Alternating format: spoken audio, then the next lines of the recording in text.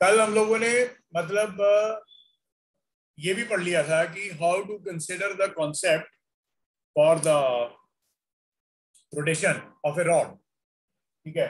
और half B R omega square या half B L square omega करके कुछ रिजल्ट निकाला। अब जल्दी जल्दी से एनालिटिकल पॉइंट्स हैं, इनको नोट कर लीजिए जल्दी जल्दी से। पहला पॉइंट ये रहा आपकी स्क्रीन के ऊपर। पहला क्वेश्चन ये रहा, ये एक रीजन है और सिर्फ इस रीजन में इनवर्ड मैग्नेटिक फील्ड है और यहां पे इसका वेलोसिटी v है और l इसका लेंथ है। ये q है और ये p है। तो इलेक्ट्रिक फील्ड जो pq में आएगा, क्योंकि p तुम्हारे पास पॉजिटिव आएगा और ये नेगेटिव आएगा, ये तुम्हें पता ही है। तो ये BVL आ जाएगा, ठीक है। पर अगर यही रॉड्स तुम ऐसे इसको लेके जा रहे हो v वेलोसिटी के साथ, तो इस केस में इसका जो EPQ आएगा बेटा, ये 0 आएगा, इसमें कोई इंड्यूस नहीं आएगा। और अगर ये कोई रॉड था और इसको तुम इधर लेके गए और इसको ऐसे, ये v sin थीटा आया, तो वेलोसिटी के परपेंडिकुलर है, ठीक है, इसका लेंथ के साथ, क्योंकि ये लेंथ है बेटे, इसके साथ इसका एंगल थीटा है, तो यह है v sin थीटा।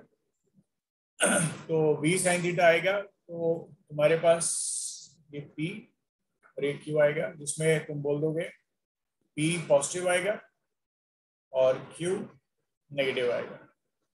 और यहाँ पे जो EPQ आएगा बेटा, वो आएगा v sin थीटा और l, ठीक है। कॉन्सेप्ट याद रखो हमेशा। यहाँ तो तुम लिख दो v परपेंडिकुलर l, या लिख दो BVL परपेंडिकुलर, कुछ भी ले लो, रिजल्ट सेम रहेगा।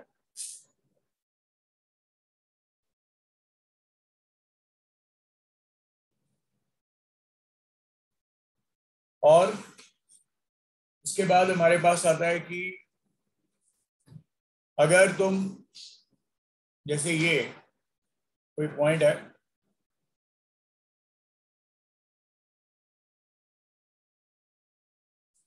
और ये A है और ये B है, इसके बीच में दूरी L लेंथ है और इसको तुम इधर को v स्पीड के साथ लेके आ रहे हो, तो इसमें जो इंड्यूस्ड ईएमएफ आएगा वो कितना आएगा, सीधा BLV। अपन ये वाली लेंथ नहीं लेते, सिर्फ कौन सी लेते हैं, vector length, open ends, open ends ये वाली, ठीक है। और अगर मतलब हम ये मान के चल रहे हैं इनवर्ट फील्ड है, मान लो तुम्हारे पास एक जैसे ये है और ये लेंथ आ गया और इसको तुम इधर को लेके जा रहे हो v वेलोसिटी के साथ एट एंगल थीटा, ये पॉइंट A है और ये पॉइंट B है, तो इसमें ये भी जो आएगा वो BVL sin थीटा आ जाएगा, BVL sin थीटा आ जाएगा, ओके। और दूसरा, मान लो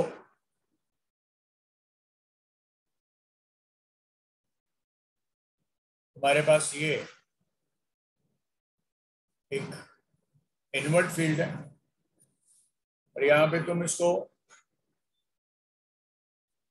इधर को लेके जा रहे हो v वेलोसिटी के साथ और इसका रेडियस बेटा r है, ठीक ठीक है, इसका रेडियस आर है, ये पी आ गया, ये क्यू आ गया, ये आर आ गया। तो तुम इसमें ये मान सकते हो कि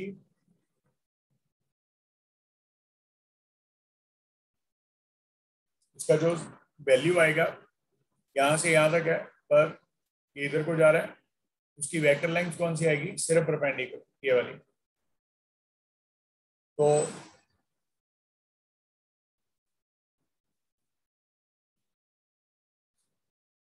जो तुम्हारे पास ई पी क्यू आएगा, पी क्यू के बीच के लिए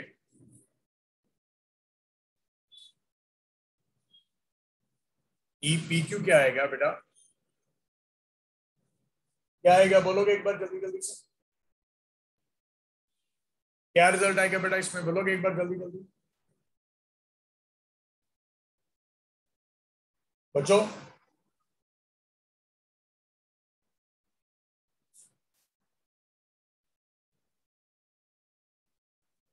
ई पी क्यू कितना आएगा, ये आ जाएगा B V R, B V R. Okay, और क्यों आएगा मैं तुम्हें बता देता हूं, पर इसमें जब तुम पी आर की बात करने वाले हो, ई ऑफ पी आर, ये तो जीरो आएगा, ई ऑफ पी आर तो जीरो आएगा, और ई ऑफ क्यू आर भी बी वी आर आ जाएगा। ठीक है, क्यों आएगा बी वी आर, देखो क्योंकि यहां से तुम ये स्ट्रेट लाइन ड्रॉ करोगे, और जैसे मान ले बेटा ये इधर को आ गया, ये इधर को आ गया, ये भी आर है, ये भी आर है, तो पी क्यू का वेक्टर फॉर्म कितना आया, are I cap plus R J cap. मान लो इस तरफ तुम्हारे पास एक्स एक्सिस है, इस तरफ तुम्हारे पास वाई एक्सिस है, और तुम्हारे पास वेलोसिटी एक्स एक्सिस की तरफ कितनी दे रखी है, V I cap, cross product लेना है बेटा, बस वही आंसर है। बच्चों ये पॉइंट क्लियर हो गया, बच्चों ये पॉइंट क्लियर हो गया। हमेशा कोई भी क्वेश्चन ऐसा आ गया ना बेटा, उसका हमेशा वेक्टर अप्रोच लगा दो, वेक्टर अप्रोच लगा दोगे तो जबरदस्त पॉइंट बन जाएगा। ठीक है,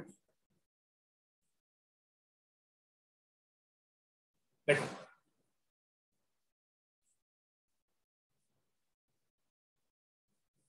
हमारे पास है, अब एक और क्वेश्चन है, EMF induced in a rotating coil, in a rotating coil in uniform magnetic field, in the uniform magnetic field.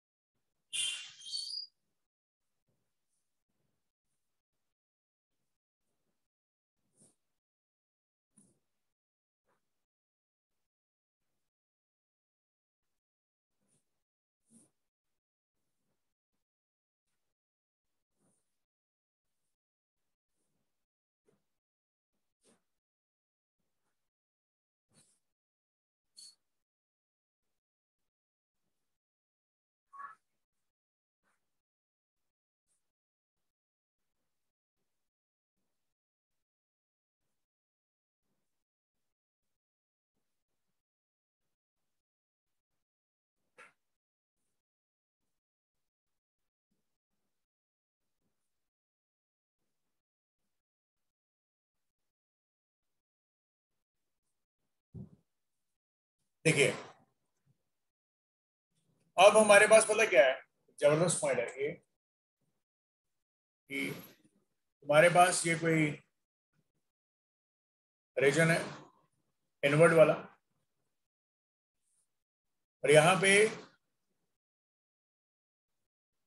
एक ऐसे कॉइल है और ये घुमा दिया ऐसे इसको ओमेगा के साथ, ठीक है बेटा। और इसका एरिया जो है ये वाला एरिया ऑफ कॉइल ए है, एरिया ऑफ कॉइल क्या है, ए। तो होगा क्या, जब तुम इसको ऐसे घुमाओगे तो इसकी ओरिएंटेशन की अगर मैं बात करूं, अगर ओरिएंटेशन, तो ये ऐसे घूम के ऐसे भी हो जाएगा, ऐसे रोटेशन के, मतलब की गोज ऑन रोटेटिंग है, राइट। सो अगर तुम्हें बोला जाएगा फ्लक्स कितना है, नो डाउट सारे का सारा मैग्नेटिक फील्ड है, सारे का सारा एरिया है, ये फ्लक्स है, मैग्नेटिक फील्ड इनटू एरिया। और ये मान लो t 0 पे है, पर जैसे ये ऐसे रोटेट करके इधर आएगा और यहाँ पे तुम्हारे पास इसका एरिया वेक्टर आ जाएगा, और मैग्नेटिक फील्ड जो इसका इनसाइड ही है, मतलब कॉइल जो है वो मतलब रोटेट कर रही है ऐसे, ठीक है। और इसमें नो डाउट तुम्हारे पास इनवर्ट मैग्नेटिक फील्ड है, मतलब इस तरफ जा रहा है, अब कॉइल चेंज कर गया ना ओरिएंटेशन, और अब ये एंगल आ गया ओमेगा टी, ओमेगा टी। तो जब तुम इसके थ्रू फ्लक्स की बात करोगे तो फ्लक्स की वैल्यू इस केस में क्या आएगी बेटा, बी डॉट ए करके, तो ये आ जाएगी no doubt B A cos omega T, ये फ्लक्स आ जाएगा, ठीक है। और इंड्यूस्ड ईएमएफ किसके बराबर आएगा, D phi by D T, तो ये आ गया B A with negative sign sine omega T into omega, ये रिजल्ट आ जाएगा। तो इस वजह से तुम्हारे पास जो ईएमएफ आएगा बेटे, अगर मान लो यहाँ पे एन टर्न्स होती तो फ्लक्स कितना आता, एन बी ए, एक एनबीए पता ना क्या था, नेशनल बास्केटबॉल एकेडमी, एनबीए आ गया, यहाँ पे एन लिख दो, क्या दिक्कत है ना, एन, ये अगर एन टर्न्स है तो ठीक है, कुछ आगे यूज होना है इसलिए मैं लिख रहा हूँ। ये माइनस आ गया बेटे, N B A sine of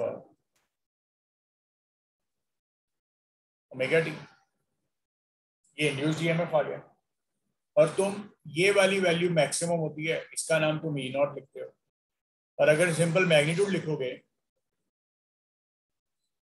तो वो हमेशा ऐसे ही आएगा, E is equal to E naught sine omega T. और ये बेटा जो ई और नॉट होता है, याद रखना ये एन बी ए ओमेगा होता है, और इसका नाम तुम रखते हो पीक वैल्यू, या जिसका नाम होता है मैक्सिमम वैल्यू।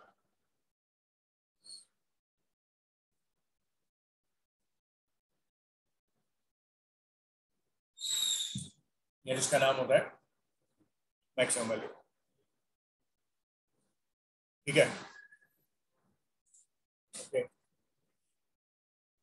अच्छा अब देखो एक और पॉइंट, बेटा ये पॉइंट्स क्लियर हो गए ना सभी को, सारे के सारे बहुत इजी इजी पॉइंट्स हैं ये वाले, जबरदस्त और इजी पॉइंट्स है, इसमें कोई दिक्कत ही नहीं है।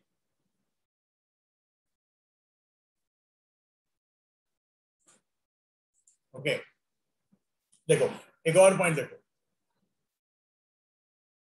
पॉइंट है कि motional EMF under external force जो लगा रहे हैं and power transfer, power transfer हम इसके बारे में करने वाले हैं, ठीक है। अब मेरा पॉइंट सुनना, बहुत सिंपल, बहुत जबरदस्त, बहुत इजी, सुनो बच्चों। पहले मैं तुम्हें इसका फंडामेंटल शेयर कर दूं कि इसका फंडामेंटल क्या है, इसमें होना क्या वाला है, ठीक है। इसमें होने क्या वाला है कि तुम एक रीजन करोगे कंसिडर ऐसे करके जो इन्फिनिटी तक जाएगा, और एक यहाँ पे कोई रेजिस्टेंस लगा दोगे, हाँ,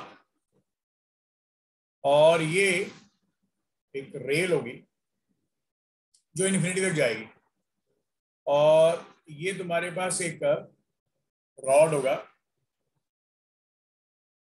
इसकी लेंथ L है और ये इनवर्ड फील्ड है। लॉजिक सुनना जबरदस्त, तुम लोगों ने ये पढ़ा था। अब तुमने क्या किया, मैं तुम्हें इसमें फंडामेंटल चीजें शेयर करता हूं। तुमने क्या किया, तुमने बोला यहां पे मैं एक्सटर्नल फोर्स लगाता हूं, तो एक्सटर्नल फोर्स लगाने के बाद क्या हुआ, यहां पे करंट आ गया ऐसे करके, क्योंकि ये पॉजिटिव है और ये नेगेटिव है, और ये करंट ऐसे चला गया। अब मोशन में है ये v वेलोसिटी के साथ, और ये मान लो बेटा ये कांस्टेंट वेलोसिटी के साथ जा रहा है। मान लो बेटा ये जो है ये कांस्टेंट वेलोसिटी के साथ जा रहा है, पर होगा क्या, जब ये बॉडी पे इसमें करंट ऊपर जा रहा है तो इस पे एक पीछे को फोर्स लगाएगा, और वो कौन सा फोर्स होगा, मैग्नेटिक फोर्स। और जब एक्सटर्नल फोर्स और मैग्नेटिक फोर्स दोनों इक्वल है,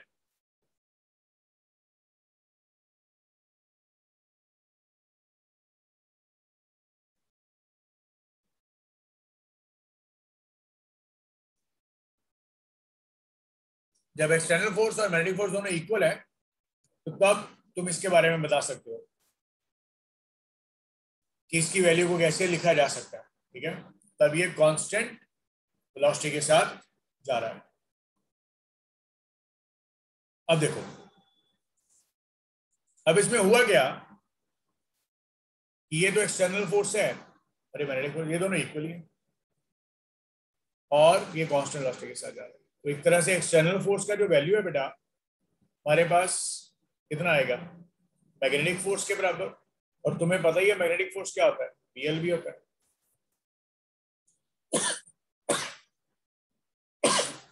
ओके, जबरदस्त है ना।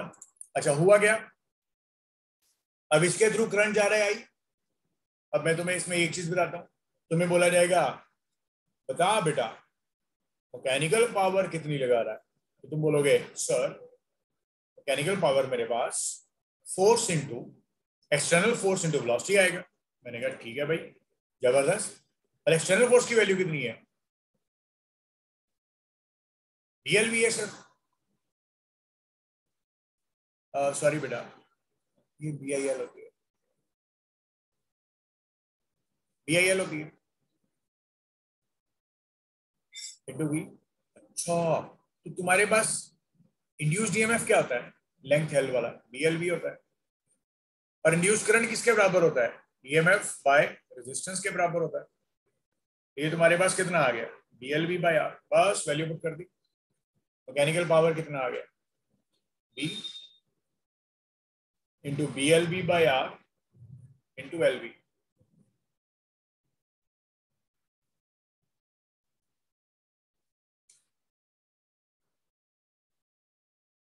तो बेटे मैकेनिकल पावर आ गया B square L square V square by R, ये मैकेनिकल पावर आ गया, ये मैकेनिकल पावर आ गया। और उसके बाद आ गया इलेक्ट्रिकल पावर। इलेक्ट्रिकल पावर क्या होता है, डिस्ट्रीब्यूशन वाला, आई स्क्वायर आर होता है। आई कितना आ गया, आई कितना आ गया, करंट कितना, डीएल बी बाई आर और उसका स्क्वायर आ गया इंटू आर। सॉल्व किया तो इलेक्ट्रिकल पावर का वैल्यू भी वही आ रहा है, B square L square V square by R. तो तुम यहाँ पे देख पा रहे हो, यहाँ पे देख पा रहे हो मैकेनिकल पावर और इलेक्ट्रिकल पावर दोनों इक्वल है। मतलब कहने का, मतलब कहने का कि mechanical power gets converted to the electrical energy and which get dissipated in the form of heat, dissipated in the form of heat, dissipated in the form of heat.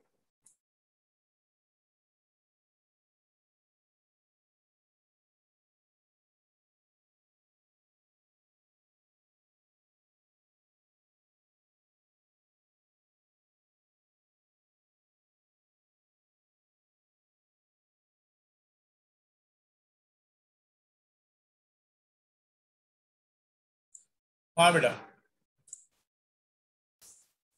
बेटा क्लियर हो गया। और यही जो लॉ होता है, this we say that the Lenz's law is in accordance with the Lenz's law is in accordance with the law of conservation of energy.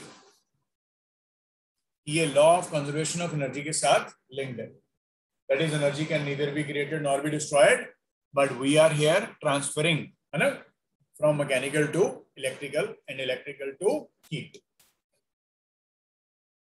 बच्चा ये पॉइंट क्लियर हो गया?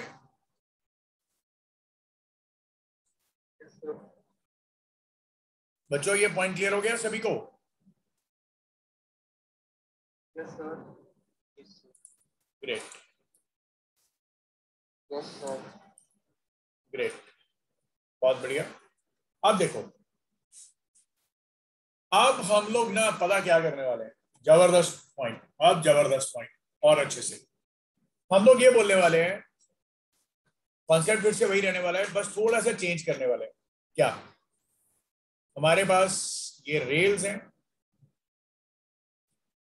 और हमने यहां पे एक रेजिस्टेंस लगाया और ये सारे का सारा जो रीजन है बेटे, इसमें इनवर्ट मैग्नेटिक फील्ड है और इसमें तुम एक कंडक्टर रख रहे हो.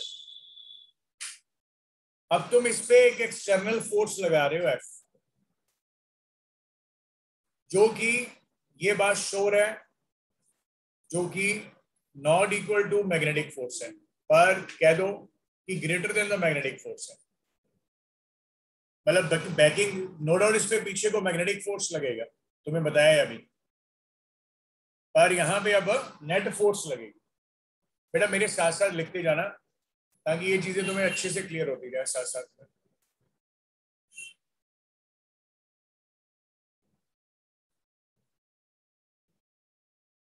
ठीक है. और मान लो इसके इंस्टेंट पे इसकी वेलोसिटी v है, तो हम लोग बोलेंगे motional EMF in rod when its velocity is v. Induced EMF कितना आ गया? BVL. इंड्यूस्ड ईएमएफ कितना आ गया? BVL. सो करंट कितना आ गया बेटे? इंड्यूस्ड करंट कितना आ गया? It is EMF by resistance. बेटे ये आ गया ELV by resistance. So net force जो आएगी क्या आएगी? External force minus the magnetic force. So this implies mass into acceleration, because rod का मास m ले लो और ये आ गया F minus magnetic force is nothing but VIL और एक्सेलरेशन कितना आ गया बेटे? F minus VIL by mass. अब क्या करो, इसका वैल्यू करो, डिफरेंशिएट कर दो dV बाई dt. ये आ गया F minus VIL by mass, ये dV आ गया. और I का वैल्यू पुट कर दोगे, F माइनस I का वैल्यू पुट कर दो, VLV by R into L by M. यहां से बेटे तुम्हारे पास dV आएगा, dV बाई dt आएगा, कितना आएगा? F R minus V square L square V by MR. अब ये तुम्हारे पास V वाली टर्म है, समझो मेरे पॉइंट को, तो इसको तुम इसके नीचे ले आओ, ये वाली टर्म. ये बेटा आ गया FR minus B square L square V. ठीक है, अब मैं तुम्हें कुछ इंटीग्रेशन का बताऊंगा तो तुम्हें अच्छा लगेगा, जबरदस्त लगेगा, ये एम आर आ गया। अब सुनो, तुमने क्या बोला, तुमने बोला integration of D X by X क्या होता है, natural log X. Integration of D X by A X plus B क्या होता है, natural log of A X plus B, A X plus B by A, ये होता है। वैसे ही तुम इंटीग्रेट करोगे, अब ऊपर वाली क्वेश्चन को इंटीग्रेट करोगे, ये इंटीग्रल डी डी वी आ गया by F R minus B square L square V equal to 1 by M R integral D T. कहाँ से लेके कहाँ तक, जीरो से लेके टी तक। इनिशियल वेलोसिटी जीरो, फाइनल का नाम वी लिख लो। और जब तुम इसका इंटीग्रेट कर रहे हो बेटा तो ये आएगा natural log F R minus B square L square V by minus जो ए था वही लिखना था ना, B square L square minus के साथ, ठीक है, is equal to 1 by M R D T का इंटीग्रल टी जीरो से टी और इसका इंटीग्रेशन जीरो से टी। तो अब मैं तुम्हें ज्यादा इसका नहीं करूंगा, तुम लोग अपने आप सॉल्व करके देखना इसको। मैं फाइनल रिजल्ट लिख के दे रहा हूँ कि जो वेलोसिटी आएगा वो तुम्हारे पास आएगा F R by B square L square 1 minus E raise to power minus of B square L square T by what M R. ये रिजल्ट आ गया।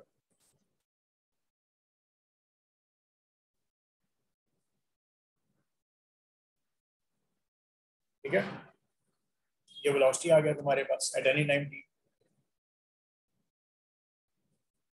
Now power supplied by the external force क्या आएगा, तुम लिखोगे power as external force into velocity, तो वो बेटे वैल्यू ऊपर वाली पुट कर दोगे, F square R by B square L square into 1 minus e raised to power minus of B square L square T by what M R. ये result आ गया। अच्छा, फिर पूछा जाता है for a longer time, for long time. Long time का मतलब समझो, time is infinity, time is infinity. So जो वेलोसिटी थी तुम्हारे पास यहाँ पे इंफिनिटी आ जाएगा, E raise to power minus infinity क्या आएगा, zero. E raise to power minus infinity क्या आएगा, 1 बाई ई की पावर इंफिनिटी, 1 बाई ई की पावर इंफिनिटी क्या आएगा, जीरो आएगा। हमारे पास फाइनल वेलोसिटी जो आएगा वो आ जाएगा F R by B square L square which is a constant term, which is a constant term. और यही चीज तुमने भी पढ़ी है, एट कांस्टेंट आ गया। कांस्टेंट का मतलब ये एक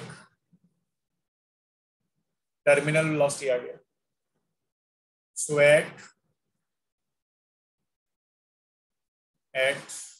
टर्मिनल वेलोसिटी तुम्हारे पास फोर्स जो होती है एक्सटर्नल फोर्स और ये वाली फोर्स इक्वल होती है, एक्सटर्नल और मैग्नेटिक, ये दोनों इक्वल होती हैं। ऑल्सो अभी तुम्हें मैंने थर्मल पावर के बारे में या इलेक्ट्रिकल पावर के बारे में बताया, तो इलेक्ट्रिकल पावर की वैल्यू कितनी आ जाएगी, F square R by B square L square.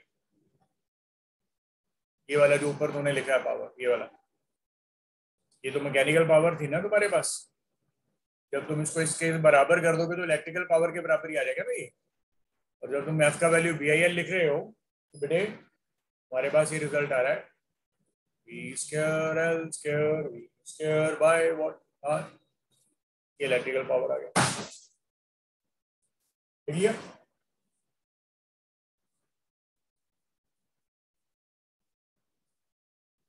यहाँ पे एक चीज को नोट कर लेंगे बेटा। क्या करेंगे? नोट करेंगे after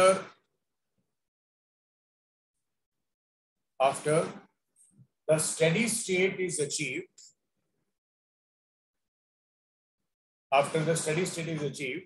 or the terminal speed is attained by the rod, so whatever power is spent by the external agent, जितनी पावर उसने स्पेंड की है एक्सटर्नल एजेंट में, it will be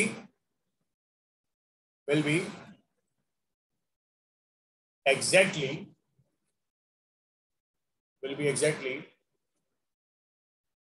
dissipated in the resistance as the electrical or the thermal power. Okay, तो ये तुम्हारे पास एक जबरदस्त पॉइंट है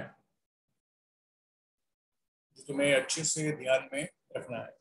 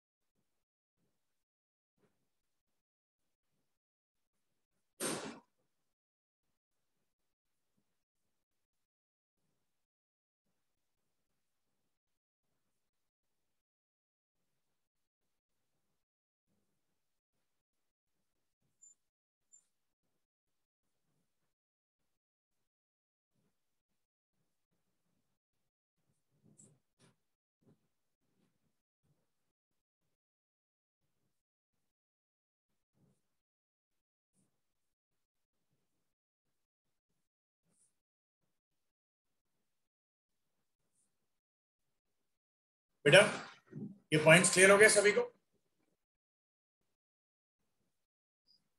यस। ओके, मतलब ये जो हम लोगों ने डिस्कशन किया है अभी, it is very simple and very good one also. ठीक है, यहां तक बेटा किसी को भी डाउट या क्वेरी है तो बता दो जल्दी से।